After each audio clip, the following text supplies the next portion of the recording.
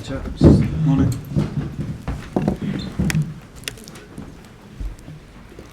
You just need to use this mic. This one. Just like to start today, just like to pay a tribute to Jeff Sale. He was a great mate of mine.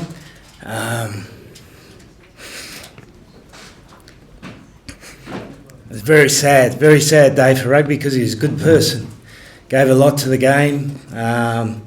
Number of players he coached, number of teams he looked after. You know, even with England in 2016, he was the most welcome host. I can remember going for a few beers with him at the Coogee Bay Hotel. Just a great fella, a real loss for the game. And we've got to make sure we keep those characters in rugby because it's so important. It defines our game. We've seen at this World Cup, you know, the great enthusiasm and togetherness of the crowds, opposing teams, but great support, and it's a sad day for rugby. Do you want to kick us off, please? Eddie, you had all 31 available, so how much did that make selection this week?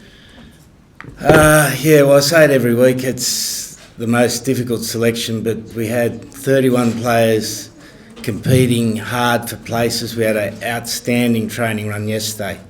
And certainly we've got 8 disappointed players, but they understand they have a massive role to play to support the team. And conversely, the guys who have been selected need to support those guys. And it's a credit to our strength and conditioning staff and our medical staff what great condition we're in to be. We're 6 games into a World Cup preparation, 4 warm-up games and 2 World Cup games. We've got 31 players to select from. Neither Mako nor Jack start. How close were they to being named in the starting 15? No, they're still way off, but they trained really well yesterday. If they hadn't trained as well yesterday, we probably wouldn't have picked them in the 23, but they showed they're fit enough to make a really significant contribution to our effort on Saturday. You say a long way off. Is that not a touch risky then? If we know injuries can happen at any stage. Oh no, they'll be all right. They'll be all right. Yeah, probably exaggerated a bit. You always, when I spoke to you last week, you said you knew the teams that would start pretty much all 4 of these 4 games. So when you set out that list, sort of back in August time, how close is this to the side you thought you put up then? Yeah, no, reasonably close. Obviously, there's ups and downs of players. Players have injuries and illness, but we're reasonably happy with the team we've picked. Only reasonably? Oh well, you never know, do you? You never know, and that's one of the things that's difficult. You tell the players this morning you don't know whether you've made the right decision. You think you've made the right decision, but I could be wrong. Owen, you were right into Tokyo, didn't you, on the bullet train? And ever since you've got here, is there a sense that things are just getting a little bit more serious now? First of all, we've had a longer preparation. So compared to the last game we played in, we've had a lot more time to prepare. So we're looking forward to it now. There's been a longer build up to this game. Everybody's fresh, everybody's fit, and everybody can't wait to play. Conditions change again, don't they? No roof. I think it's going to be about 30 degrees. It's a slightly earlier kick-off. What's he had up his sleeve this week to make sure that you're all right for it? No, we're prepared. Obviously, we've been training here all week. We're prepared for any conditions that are thrown at us. We can only play whatever the conditions are at the time, and we're well prepared to play any sort of rugby to do that.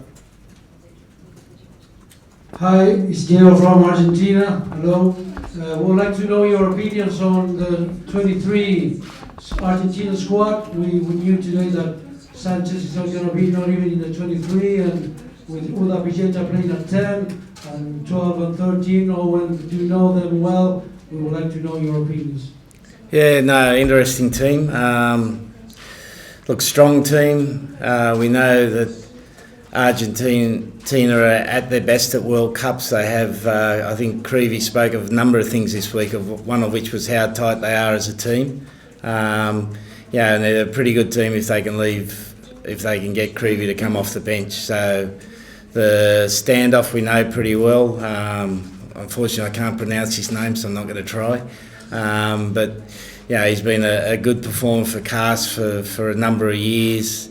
He's very solid in terms of his goal kicking, and we'll know that he'll bring something different to the game. So we respect them very greatly. Up the front. Oh.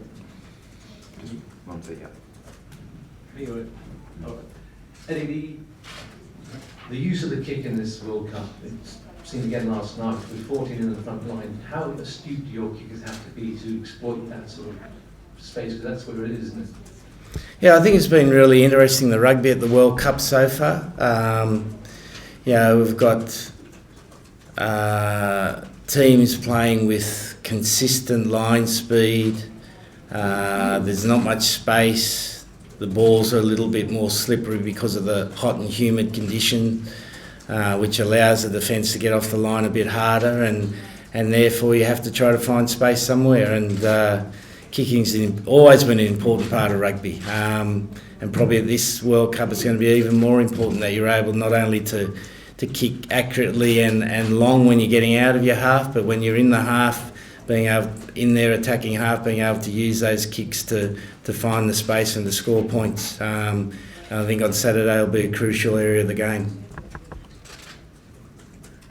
Eddie, you picked your kamikaze kids on the flank, and Lewis London ahead of Mark Wilson on the bench. Can I just ask what the thinking is with that?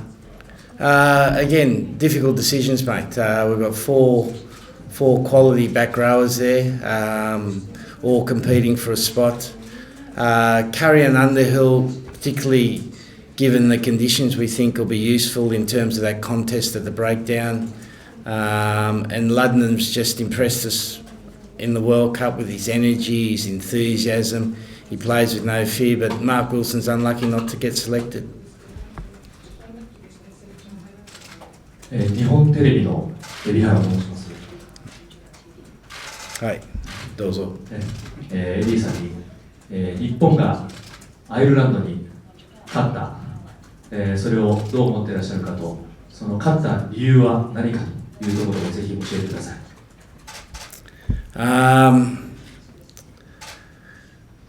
Well, firstly, I think I'm so pleased with Japanese people.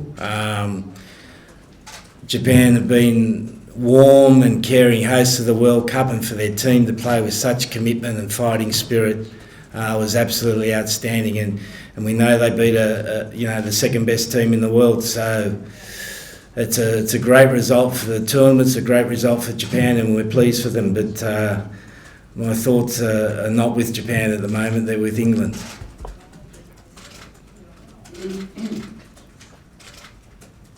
Hi Farrell, Owen, this is for you. You're playing at 12 today, tomorrow, on Saturday, sorry. We are all expecting the game. We were guessing as Archies if you were going to play 10 or 12 now with 4 is 10, you're going to be 12. Do you know well the two Archie centres, and are you more comfortable on 12 or at 10 normally? My job is to fit in within the team. Whatever numbers on my back. As far as the Argentina centres, they've been pretty settled there for a long time. Seen them play a lot in the championship, and they're two very physical players that can break tackles and also do a job very good defensively. So we'll have to be engaged. We'll have to be alive playing against them, and it'll be a tough game. Any more questions? One last one. Eddie, Marriott obviously specialises in the scrum. Did you expect him to do such a good job so quickly on what looked like at times in the Rugby Championship as a real problem area for them? Look, I think it's part of the Argentinian rugby culture. So sometimes like anything in life, you can have dormant periods, but particularly when it's a fabric of your rugby, it's quite easy to reignite, and I think he's done that particularly well. But yeah, it's going to be a massive test on Saturday. They haven't scrummed against us yet, and we believe our scrum can be a real weapon for us. So hang on to your seats.